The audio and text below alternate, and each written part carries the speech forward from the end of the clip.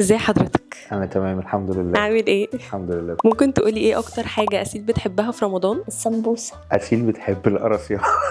أسيل بتحب النجريسكو والكريب. لما بيكونش ليكي نفس تذاكري بتعملي ايه؟ أما بيبقى عندي حصة قرآن وكده بقول أما تقول لي احفظي ساعات بقول لها لا ده لسه قدامها كذا يوم. تعمل نفسها تعبانة مثلا أو كده، بطني بتوجعني يا بابا أنا مش عارف إيه كده يعني. طب لو عايزة تهرب من السيشن؟ بحضرها كل مرة. لا ما بتهربش برضو من السيشن خالص، بالعكس ده هي بتحب ان هي تحضر وتتعلم. ايه الحاجة اللي ممكن ان انتي تبقي عايزة تعملي منها دخل؟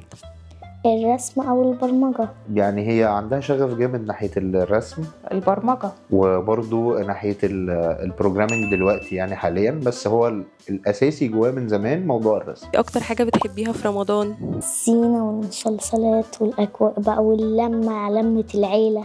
بتحب الزينة وفانوس رمضان طبعا زيها زي أي طفل. الفايبس بقى بتاعت رمضان وكده، يعني الفوازير بقى الأفلام، أصل أنا عايز أصوم يا بابا وبتاع وكده وبتصوم معانا يعني.